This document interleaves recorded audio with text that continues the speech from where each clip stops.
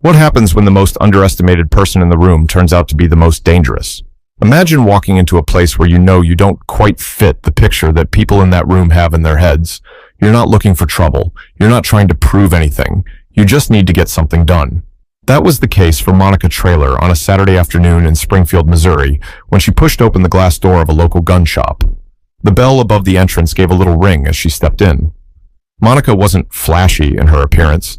She wore jeans, a simple gray hoodie, and her hair pulled back in a bun. Nothing about her screamed, "Look at me." Yet all eyes turned, and not in a friendly way.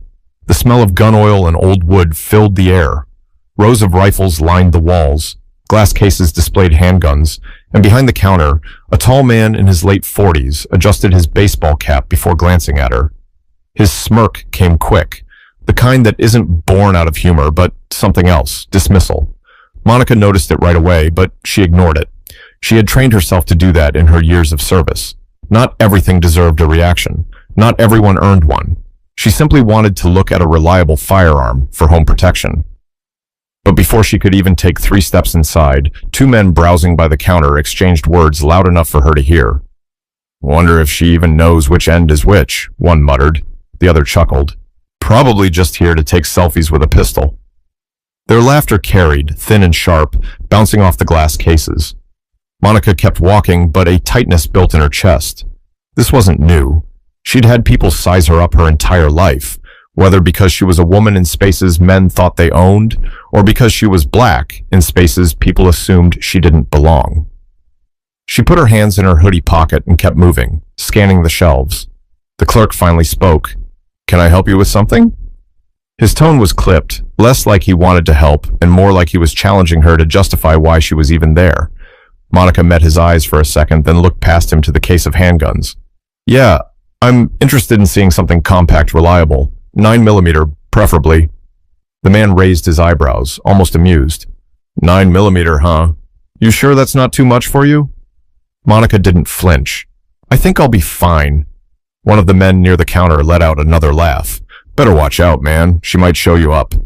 The clerk smirked and shook his head. "Well, I guess we can see what we've got." Monica exhaled slowly. She could already feel this wasn't going to be a simple errand, but she wasn't about to walk out just because the air in the room turned heavy.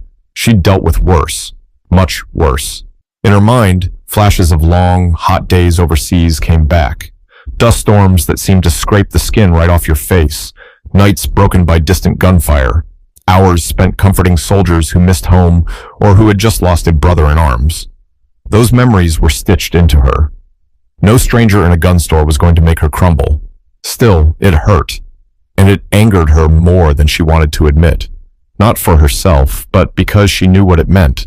That no matter what you'd done, no matter what you'd given, some people only saw what they wanted to see. She placed her hand on the glass counter. Her voice was steady when she spoke again. "Let me take a look at that Glock 19. The clerk hesitated, then finally bent down and lifted it from the case. As he set it in front of her, his smirk lingered. She picked up the gun, feeling the balance, the weight in her hand. It was familiar, almost comforting. The room grew quieter, but the laughter wasn't gone. It lingered at the edge of the air, waiting for her to slip, waiting for her to confirm the small box they'd already put her in. But Monica wasn't about to give them that satisfaction. But little did they know, someone was about to walk through that door who would flip the entire room upside down. The Glock rested in Monica's hands, cool and solid. She didn't cradle it like someone holding something foreign or fragile. She handled it with muscle memory. Her fingers checked the grip, her stance shifted slightly, and for just a moment, she was back on the range, standing shoulder to shoulder with soldiers who trusted her with their lives. The clerk leaned on the counter, arms folded. "Not bad," he said with a smirk. "But you know, people usually start with something smaller, easier to control." Monica looked up at him, calm. "I'm not a beginner." The man tilted his head, still unconvinced. "Sure, you shoot before?" Before she could answer, one of the men nearby chimed in. "Yeah, come on, sweetheart, tell us. What's the most you ever shot? A-22 at a carnival?" His buddy laughed, nudging him like they'd just told the best joke of the day. Monica put the gun back on the counter slowly, with deliberate care. She didn't want to give them the satisfaction of snapping back, but her patience had limits. I've shot a little more than that, she said evenly. The clerk raised a brow. Like what? A 380? Monica studied his face, then simply said, Try an M249. That landed like a brick. The laughter from the corner died down, replaced by awkward glances. The clerk blinked, caught between disbelief and trying to hold his smug ground. The taller man from the group leaned forward. What'd you say? Monica repeated herself, her voice clear. M249, light machine gun, belt fed, fires about 750 rounds per minute, that kind of thing. The store went quiet again. For a moment, the sound of a refrigerator humming behind the counter filled the silence. Then, as if he had to rescue his pride, the clerk let out a forced laugh. Well, I'll be. Look at you, talking the talk. Maybe you did read a manual or two. His words carried sarcasm, but his eyes betrayed something else, hesitation. He hadn't expected that answer. Monica stayed composed. She wasn't looking to prove herself to anyone in that room, but she wasn't going to let herself be shoved into a corner either. Another customer, an older man by the ammo shelf, had been watching quietly. He finally spoke up. Sounds like she knows more than half the folks that walk in here. The clerk shot him a quick look, as if annoyed by the interruption, then turned back to Monica. All right, let's say you've handled bigger guns. That doesn't mean you're ready to buy one of these. What do you even need it for? That question dug deeper than the rest. It wasn't just condescension. It was a challenge to her very reason for being there. Monica drew in a steady breath. For the same reason anyone else here would buy one. Safety, security, because it's my right. Her voice wasn't raised, but it carried weight. The men at the counter shifted uncomfortably, and even the clerk looked like he didn't know what to fire back with. Monica placed her hands flat on the glass. She could feel the stares pressing in from all sides, the silent judgment trying to push her out the door. But she didn't move. She wasn't leaving until she decided to. The two men who had mocked her earlier whispered to each other again, but this time their laughter was smaller, more forced. Something about her tone unsettled them, though they'd never admit it. Monica stayed rooted. Inside, her heart ticked faster than she let on. She wasn't immune to the sting. Each word, each chuckle, dug at her. But she'd spent too many years learning when to hold steady. Then, the older man near the ammo shelf spoke again. His voice was calm, respectful. Young lady, don't mind them. Some people don't recognize strength when it's standing right in front of them. Monica turned her head slightly and gave him the smallest nod. She appreciated it, even if she didn't want to show too much in that moment. The clerk shifted, suddenly more interested in polishing the glass than in keeping up the smirk. The men in the corner looked restless, like they were waiting for something else to happen, and they were about to get it. But before the tension could settle, the door opened again, and this time it wasn't just another shopper stepping inside. The bell over the door jingled again, but instead of anyone paying attention to who walked in, the group of men near the counter kept their focus on Monica. The clerk, emboldened by their attention, leaned forward with a grin. You know, it's funny, he said, his voice carrying through the shop. People watch a few movies, maybe play some video games, and then they come in here thinking they're experts. One of the men barked out a laugh. Yeah, what's next? She's gonna tell us she was special forces or something? The laughter spread, louder now, bouncing against the gun cases and racks of hunting gear. The sound carried that sting of mockery, meant not just for her, but for anyone who didn't meet their unspoken checklist of who deserved respect. Monica set her jaw. She had half a mind to put the Glock back in its place and leave, but walking out now would be giving them what they wanted, proof that she didn't belong. And that wasn't an option. Instead, she turned the gun in her hand, checked the slide with practiced ease, then set it back on the counter as calmly as if nothing had been said. The clerk raised his brows, surprised by how smooth she was with it, but he covered quickly with another jab. Not bad. Still, if you're planning on buying, you might want something lighter, something that won't knock you over. The man's friend cackled at that, doubling over. Yeah, man, we don't want her flying across the room when she pulls the trigger. Monica finally spoke, her tone even. I can handle recoil. Handle recoil? The clerk chuckled, shaking his head. Lady, you probably couldn't handle loading a mag without help. That one hit harder, because it wasn't just dismissive. It was meant to belittle her on the most basic level. The older customer by the ammo shelf glanced at her again, like he wanted to step in, but wasn't sure if it was his place.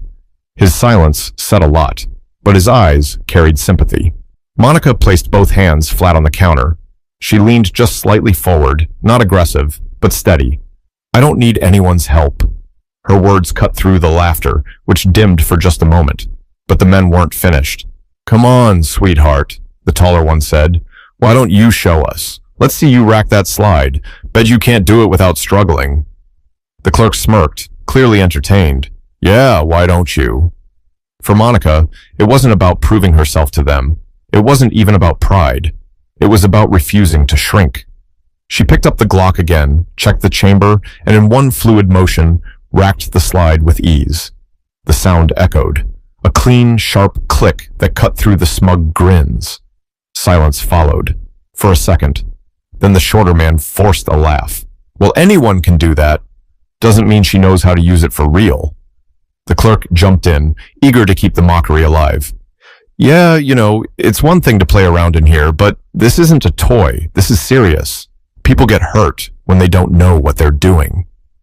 Monica put the gun back down, her face calm, though her pulse was racing. She thought of the faces of soldiers she'd trained, men who had once doubted her too, until they saw her fire on target after target without missing. But she wasn't about to share her story with this crowd. Not yet. The clerk leaned back, looking satisfied. Tell you what, why don't you look at some pepper spray instead? Might be more your speed. The laughter erupted again, harsher this time, filling the room. Monica's hand twitched slightly against the counter, but she kept her composure.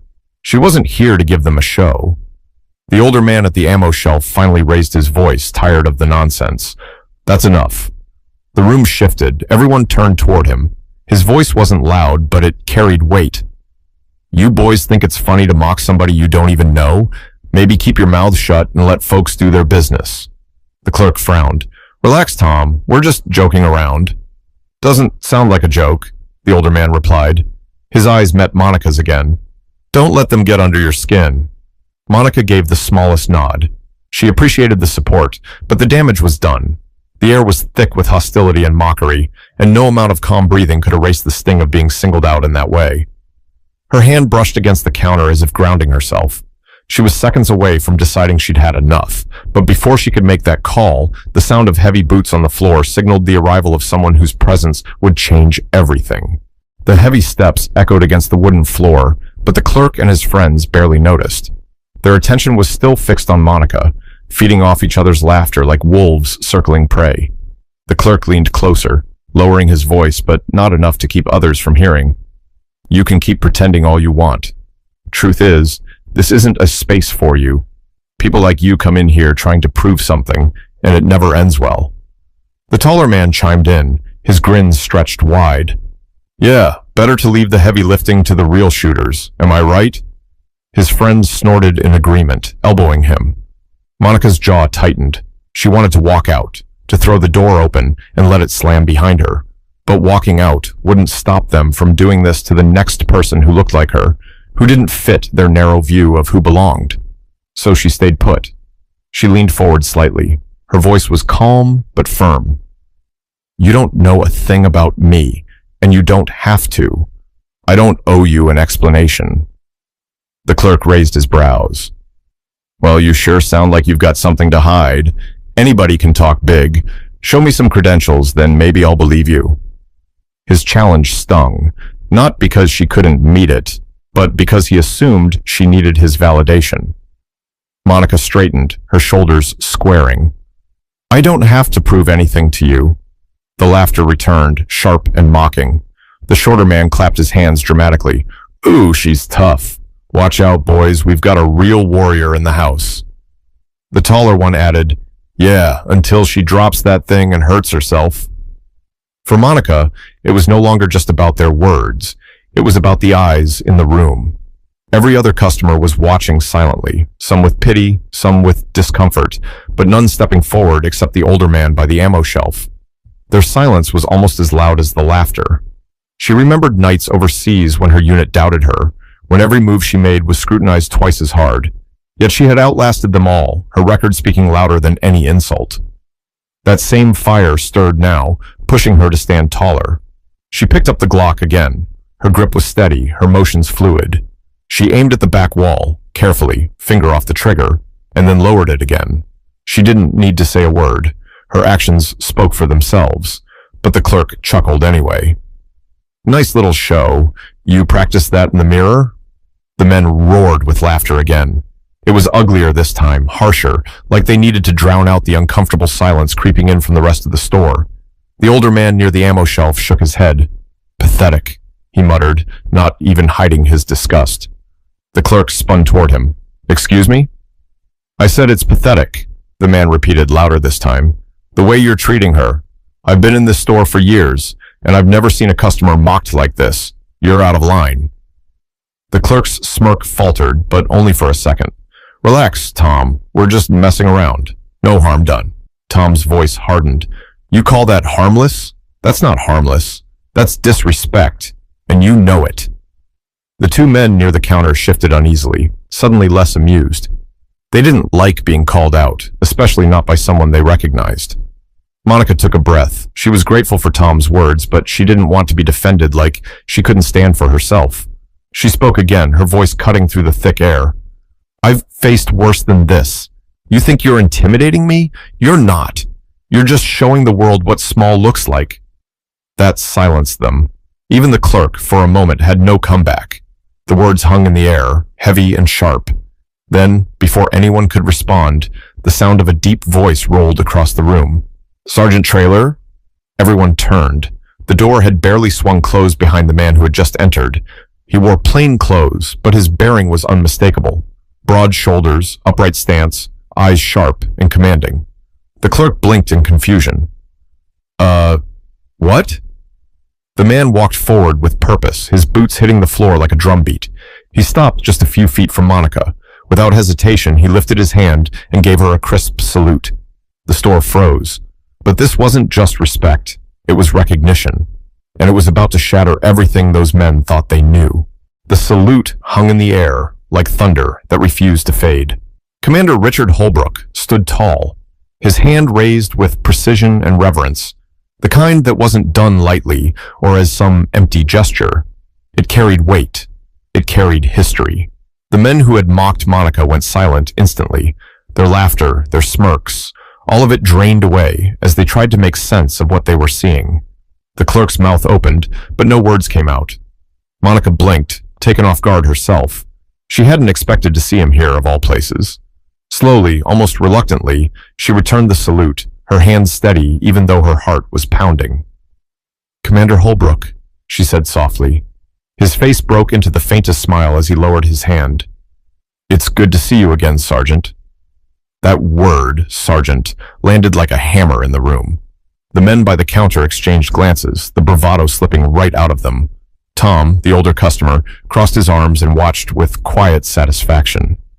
The clerk cleared his throat, his voice shaky. Wait, Sergeant, you mean she's actually... Holbrook cut him off without even looking his way. Monica Traylor isn't just any veteran. She carried her unit through some of the worst firefights in Kandahar. I watched her drag 2 wounded soldiers out under fire when most people would have frozen. She earned the kind of respect you can't buy or fake. The silence that followed was heavy, suffocating. Monica felt every pair of eyes on her, but for once it wasn't judgment. It was shock, disbelief, and maybe even shame. The taller man who had laughed the loudest earlier finally muttered, "No way, you're saying she..." "Yes," Holbrook interrupted again, his tone firm. "That's exactly what I'm saying." Monica looked at him, her expression calm, but her chest tight. She hadn't wanted this kind of scene. Her military service was a part of her, yes, but she never used it as a shield. Yet, in this moment, she was grateful Holbrook was here to speak the truth others needed to hear. Holbrook turned to her fully now, his voice dropping slightly, more personal. "You saved lives, Sergeant. Men still talk about it. Don't let anyone here make you forget who you are." Monica nodded, her throat tight. "Thank you, Commander." The clerk shifted uncomfortably behind the counter, his earlier arrogance evaporated. I didn't know," he stammered. Holbrook's gaze snapped to him, sharp as a blade. "That's the point. You didn't care to know. You judged her before she even said a word. You saw what you wanted to see." The shorter man from the group muttered something under his breath, but Holbrook's eyes pinned him in place. Do you have something to say? The man shook his head quickly. No, sir. Holbrook's attention returned to Monica, his expression softening again. It's people like you who remind me what this country stands for. You deserve better than this. The words carried more than just respect. They carried conviction. The entire store felt smaller now, like it couldn't contain the weight of what had just been said. Tom spoke up again, his voice steady. I knew there was more to you. Glad to see I was right. Monica managed a small smile in his direction.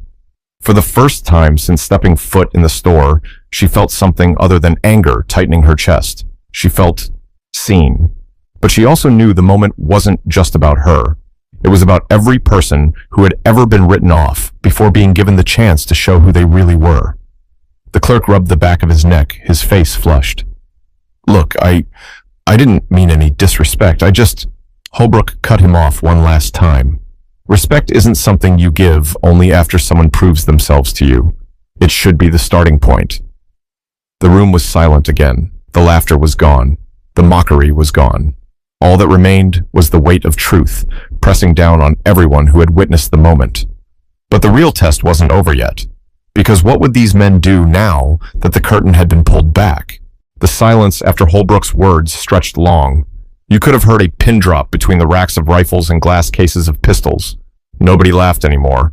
Nobody smirked. The men who had been so loud just minutes ago now stared at the floor, their swagger stripped bare. Monica shifted slightly, her hand resting on the counter. She didn't gloat. She didn't rub it in. That wasn't her way. But the change in the room was undeniable. The same people who had mocked her a moment ago now looked like schoolboys caught misbehaving in front of the principal. The clerk tried again, his voice quieter. Ma'am, I didn't realize who you were. If I'd known... Monica cut him off, her tone even. You shouldn't have to know who someone is to treat them with respect. Her words landed harder than she expected. The clerk's eyes darted to the men beside him, as if searching for backup, but none came. They were just as cornered by the truth as he was. Holbrook let the silence linger before speaking again, his voice calm but firm. I've led soldiers into places you can't imagine. Some broke, some thrived. But Monica? She stood steady when everything around her was falling apart. That's the kind of person you mocked. The taller man swallowed hard, his earlier arrogance completely gone. We didn't know. Monica turned to him, her eyes steady. Exactly. You didn't know. But that didn't stop you from judging. The shorter man rubbed the back of his neck, avoiding her gaze. We were just messing around. Tom, the older customer, scoffed from the ammo shelf. Messing around? Son, you call humiliating someone messing around? That's the kind of thinking that keeps the world ugly. The man's face turned red, but he had no reply. Holbrook stepped closer to Monica, his voice lowering so only she could hear. You don't need to prove anything to them.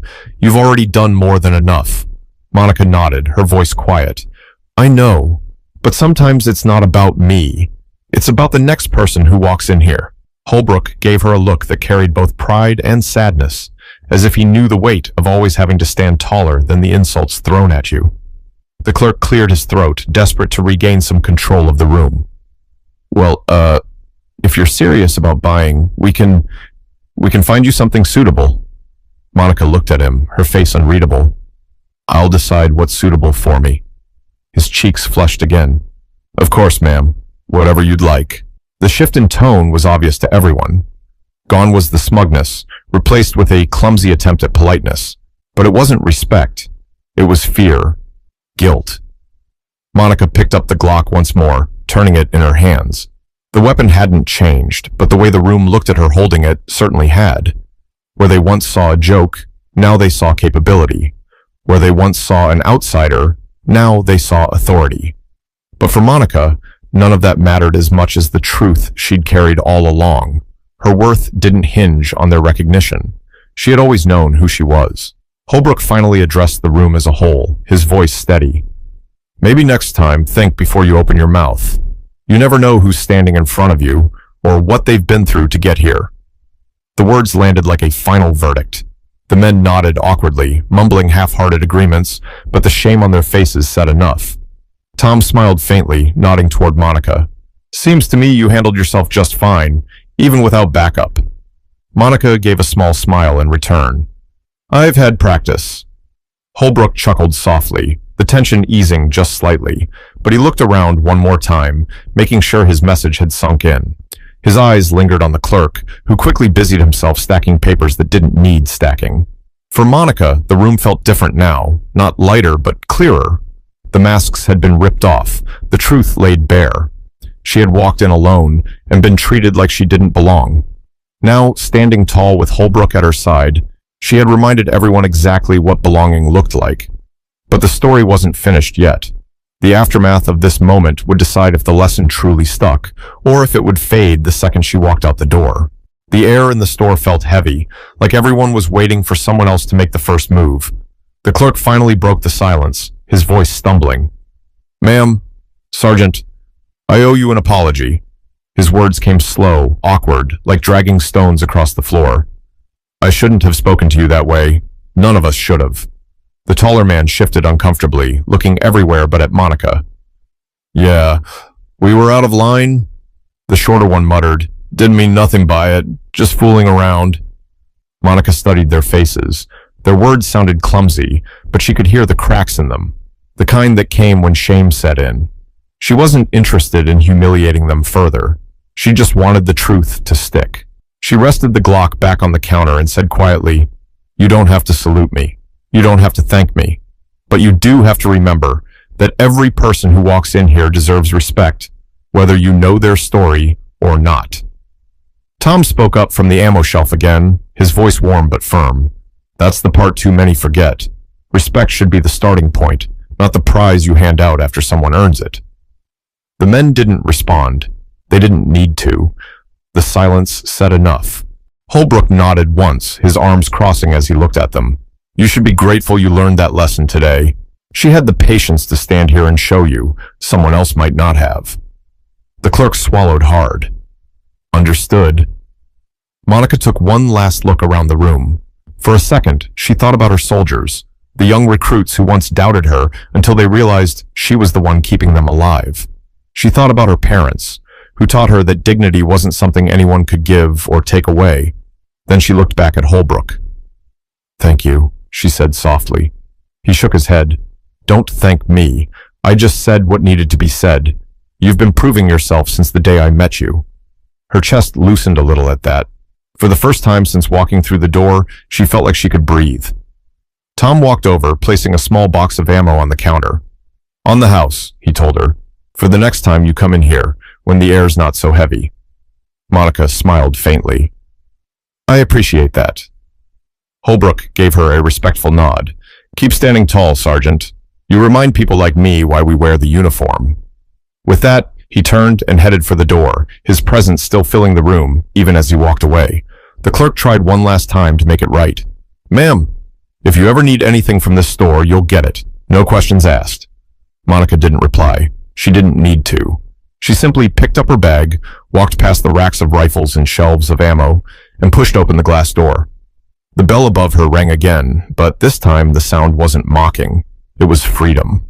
Outside, the late afternoon sun washed over her face. She closed her eyes for a second, letting the warmth sink in. The voices behind her were muffled now, fading into the background. What mattered was the truth that had been spoken, and the weight of it would stay with them long after she was gone. As she walked to her car, she thought about something Holbrook had said. Respect should be the starting point. That was the lesson. Not just for the clerk, not just for the two men by the counter, but for anyone who thought they had the right to judge someone before knowing their story. Monica opened her car door, slid inside, and gripped the steering wheel for a moment. She whispered to herself, almost like a prayer, never let them decide your worth. She started the engine and pulled out of the lot, the sun dipping lower behind her. The day had been long, heavy, but it had ended with truth laid bare, and truth had a way of lingering longer than mockery ever could. And that's the message I want you to carry with you. People are more than what you assume at first glance. Everyone has a story you don't see, battles they've fought that you'll never know. Don't wait until someone proves themselves to offer them respect. Lead with it. Give it freely. It costs nothing. but it changes everything. If Monica's story moved you, don't let it stop here. Share this with someone who needs the reminder. Respect people, not because of what you see, but because of what you don't see. Because the truth is, the strongest people often carry their strength in silence, until the world forces it out of them. So next time you meet someone, start with respect. You never know who you're really standing in front of.